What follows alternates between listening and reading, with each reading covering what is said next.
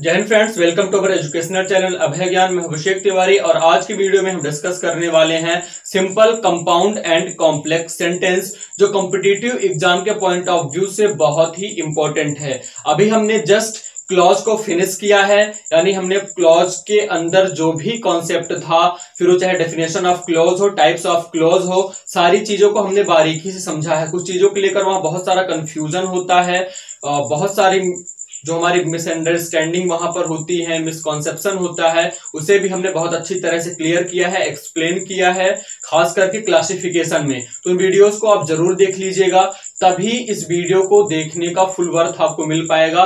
क्योंकि ये जो क्लासिफिकेशन है सेंटेंसेस का, simple sentence, compound sentence, complex sentence, इन सेंटेंसेस के अंदर भी क्लॉज का कॉन्सेप्ट होता है।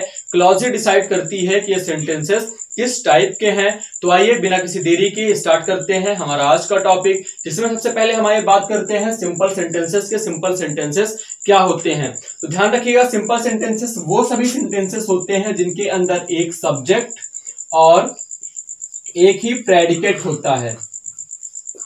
सब्जेक्ट आप सबको पता है कि किसी भी सेंटेंस में जो वर्ब है, जो एक्शन है, उसका जो डूअर होता है, परफॉर्मर होता है, वो होता है सब्जेक्ट। और दूसरा, या फिर सेंटेंस में कोई वर्ब नहीं है तो जिस किसी के बारे में बात की जा रही है, जिसके बारे में कोई बात की जाती है, वो हमारा सब्जेक्ट होता है। यही दो हमारे सब्जेक्ट होते हैं। दूसरा कॉन्सेप्ट, किसी भी सेंटेंस के अंदर सिर्फ नाउन या प्रोनाउन ही सब्जेक्ट का रोल प्ले कर सकते हैं, यानी उस सब्जेक्ट के प्लेस पे आ सकते हैं। अगर कोई भी सब्जेक्ट बनना चाहता है तो उसे पहले नाउन या प्रोनाउन बनना पड़ेगा। अब बात कर लेते हैं प्रेडिकेट क्या होता है।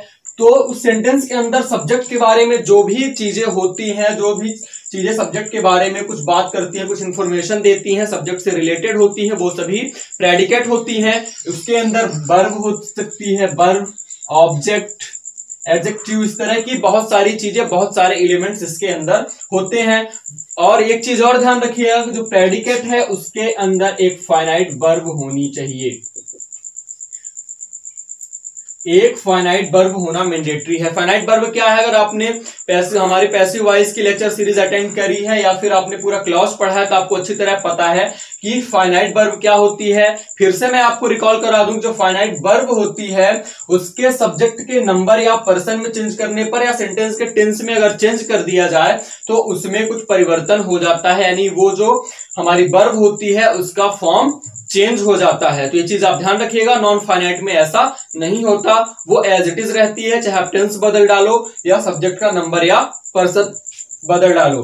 तो इस तरह हमारा होता है सिंपल सेंटेंस, ध्यान रखिएगा। और इसके अंदर सिर्फ एक प्रिंसिपल क्लॉज होती है, ध्यान रखिएगा। प्रिंसिपल क्लॉज का भी यही कॉन्सेप्ट होता है। क्या होता है? प्रिंसिपल क्लॉज के अंदर एक सब्जेक्ट और एक प्रेडिकेट, और प्रेडिकेट के अंदर एक फाइनाइट वर्ब, यानी सिंपली हम कह सकते हैं कि जो हमारा सिंपल सेंटेंस होता है वो एक प्रिंसिपल क्लॉज होता है। तो ध्यान रखिएगा। आइए कुछ एग्जाम्पल के थ्रू इसे हम और अच्छी तरह से समझते हैं। जैसे Ram is playing, Ram is playing football. यहां देखिए एक ही सब्जेक्ट है और एक ही हमारा प्रेडिकेट है, जिसके अंदर एक फाइनाइट वर्ब है जिसके फॉर्म में चेंज होता है। फिर आइए बात करते हैं नेक्स्ट एग्जांपल की। जैसे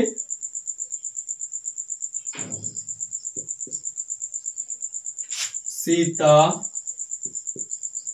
कॉल्ड रमेश। ये हमारा क्या है? ऑब्जेक्ट है, ये हमारी वर्ब है, ये हमारा सब्जेक्ट है। कुल मिला के एक सब्जेक्ट और एक प्रेडिकेट है। और यहाँ पे हमारी फाइनाइट वर्ब यूज हुई है। कैसे फाइनाइट वर्ब यूज हुई है? अगर इसके टेंस में परिवर्तन कर दें तो ये चेंज हो जाएगा। ये देखते हैं कैसे। जैसे ये क्या है?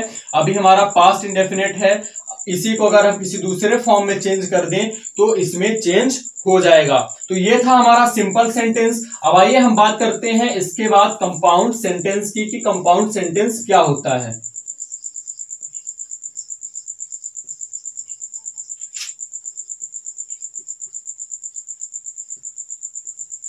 कंपाउंड सेंटेंस, तो जो कंपाउंड सेंटेंस होता है उसके अंदर एटलीस्ट 2 प्रिंसिपल क्लॉज होनी चाहिए, यानी कम से कम 2 प्रिंसिपल क्लॉज होती हैं, वो मिलकर क्या बनाती हैं, हमारा कंपाउंड सेंटेंस। ऐसे भी कह सकते हैं कि दो सिंपल सेंटेंसेस को कंबाइन करके एक कंपाउंड सेंटेंस बनाया जा सकता है।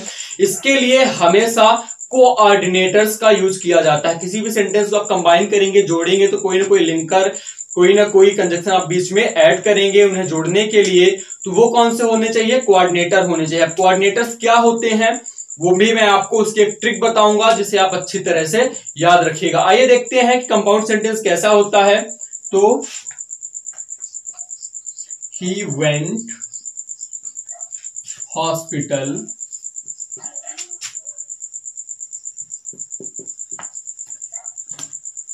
And saw her. अब देखिए, ही वेंट हॉस्पिटल, वह हॉस्पिटल गया, ये कौन सी है, ये हमारी है principal clause. And saw her, यहां एंड हमारा क्या है, कोऑर्डिनेटिंग कंजक्शन है। एंड सॉ हर, अब आप यहां बोले ये प्रिंसिपल क्लॉज है, ये प्रिंसिपल क्लॉज कैसे है, इसमें तो सब्जेक्ट ही नहीं है। तो ध्यान रखिए, जो सॉ हर लिखा है ये एक्चुअली में लिखा हुआ है ही सॉ हर। तो अब देखिए, ही सॉ हर, अगर ये दोनों सेंटेंस अलग अलग होते तो he went hospital, he saw her, तो ये भी क्या है, प्रिंसिपल क्लॉज है कि उसने उसे देखा। इसका अपने आप में कंप्लीट मीनिंग है, कंप्लीट सेंस है। तो दो प्रिंसिपल क्लॉज को एंड के साथ कंबाइन किया जाता है। और एक चीज ध्यान रखिएगा, जैसा कि आप मैथ में कॉमन फैक्टर लेते हैं उन्हें आगे ले आते हैं, ऐसा रूल इसमें भी होता है कि जब हमारे जो सेंटेंस है उसके दोनों पार्ट या दोनों क्लॉज का जो टेंस है वो समान हो और जब सब्जेक्ट सेम हो तो सब्जेक्ट को एक ही बार लिखा जाता है, दोबारा नहीं लिखा जाता है। इसीलिए इस सेंटेंस को यहां लिखा गया, ही वेंट हॉस्पिटल एंड सॉ हर। ये भी प्रिंसिपल क्लॉज है, ये भी प्रिंसिपल क्लॉज है। दूसरी चीज ध्यान रखिएगा, जब हमने आप क्लॉज पढ़ाया था तो बताया था कि इसी को हम कोऑर्डिनेट क्लॉज भी कहते हैं। क्यों कहते हैं, जो प्रिंसिपल क्लॉज हमारे कोऑर्डिनेटिंग कंजक्शन के साथ स्टार्ट होती है, कोऑर्डिनेटर के साथ स्टार्ट होती है, उसे ही हम कोऑर्डिनेट क्लॉज कहते हैं। इसलिए इसे चलती फिरती क्लॉज भी कहते हैं, क्योंकि मेजर टू टाइप ही होते हैं, डिपेंडेंट क्लॉज, इंडिपेंडेंट क्लॉज, और ये होती है इंडिपेंडेंट क्लॉज ही होती है हमारी कोऑर्डिनेट क्लॉज। सिर्फ प्रिंसिपल क्लॉज के अंदर ये सबऑर्डिनेटर लग गया, इसलिए इसे हम कोऑर्डिनेटिंग क्लॉज भी कहते हैं। आइए देख लेते हैं next example. He is poor but honest, he is poor but honest. अब यहां देखिए, ही इज पुअर, ये हमारी कौन सी क्लॉज है, ये है हमारी प्रिंसिपल क्लॉज। बट यहां हमारा कोऑर्डिनेटिंग कंजक्शन लगा हुआ है। अब यहां बोलोगे ये भैया प्रिंसिपल क्लॉज, यहां तो सिर्फ एक वर्ड लिखा है ऑनेस्ट, तो ध्यान रखिएगा यहां ऑनेस्ट नहीं लिखा है, यहां क्या लिखा हुआ है, ही इज ऑनेस्ट। वही पुराना रूल, यहां जो ही इज था वो कॉमन था, इसीलिए कॉमन फैक्टर को हमने सबसे पहले रख दिया। क्योंकि ग्रामर के अंदर एक रूल है कि अगर जो चीजें सेम होती है उनका रेपिटेशन नहीं किया जाना चाहिए, उनका रेपिटेशन गलत माना जाता है। तो यहां क्या लिखा, he is poor but he is but यहां कंजक्शन लगा हुआ है, ही इज ऑनेस्ट, तो दोनों ही प्रिंसिपल क्लॉज है। इसके पहले कोऑर्डिनेटिंग कंजक्शन लगा होने के कारण इसे हम कोऑर्डिनेट क्लॉज भी बोल सकते हैं। तो इस तरह आप ध्यान रखिएगा, जो कंपाउंड सेंटेंस होता है उसके अंदर कम से कम दो प्रिंसिपल क्लॉज होती हैं जो कोऑर्डिनेटिंग कंजक्शन के साथ जुड़ी होती हैं। अब कोऑर्डिनेटिंग कंजक्शन कौन कौन से होते हैं, तो उनकी एक ट्रिक होती है, फ्रेंबोइस। एफ से फोर, ए से एंड, बी से नॉट ओनली बट आल्सो भी होता है, नॉर भी होता है, बी से बट, ओ से अदरवाइज या और, बाई से यट और एस से सो। इतने हमारे गिने चुने ये जो होते हैं सात, ये होते हैं हमारे कोऑर्डिनेटिंग कंजक्शन। इसके अलावा जितने होते हैं वो सबऑर्डिनेट के अंदर आते हैं। जो सबऑर्डिनेटिंग कंजक्शन है उसकी लिस्ट बहुत लंबी चौड़ी है, तो ध्यान रखिएगा। इस तरह इन सेंटेंसेस को हम बोलते हैं कंपाउंड सेंटेंस। अब इनमें से कुछ कंजक्शंस ऐसे होते हैं जिन्हें लेकर कंफ्यूजन हो जाता है कि इनके सेंटेंस कैसे बनाएं, तो आइए एक दो सेंटेंस हम और देख लेते हैं। देखिए ये दो sentence, cats are good pets for they are clean and are not noisy. यहां देखिए फोर से ऐड किया गया है। दूसरी चीज हमने आपको स्टार्ट में बोली थी कि जो हमारा कंपाउंड सेंटेंस है उसके अंदर एटलीस्ट टू प्रिंसिपल क्लॉज होनी चाहिए, यानी दो से ज्यादा भी प्रिंसिपल क्लॉज हो सकती है। आइए देखते हैं कैसे।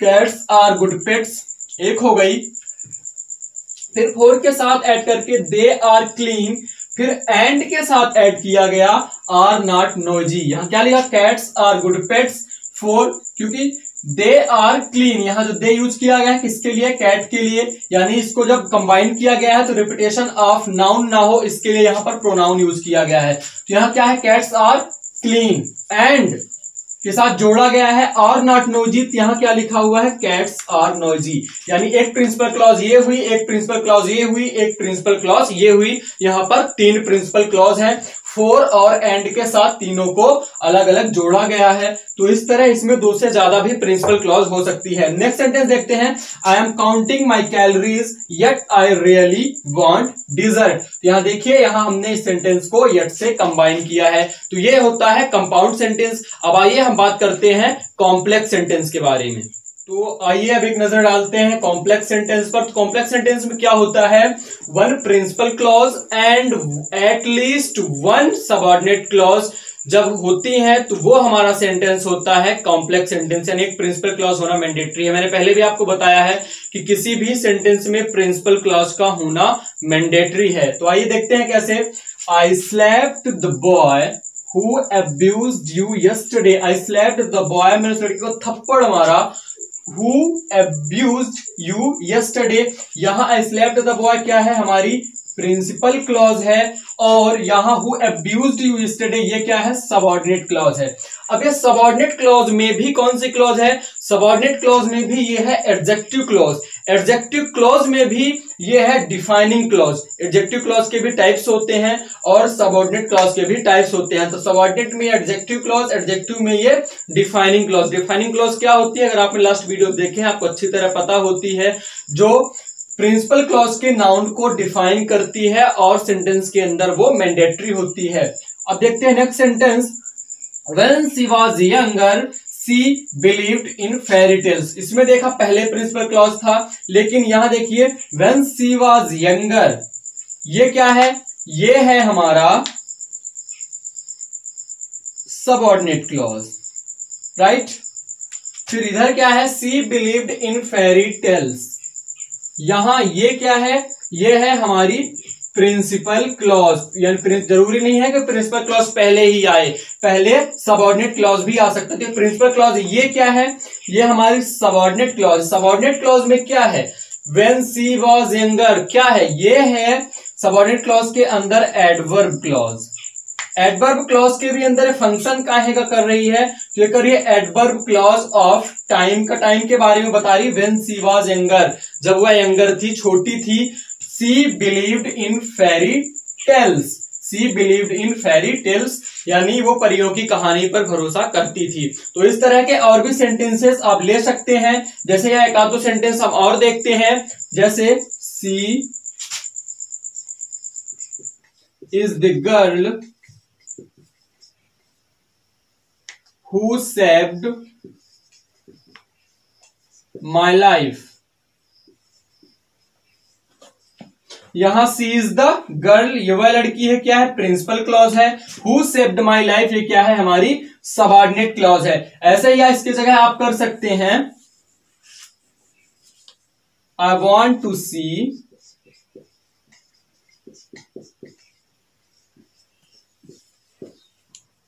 How he lives.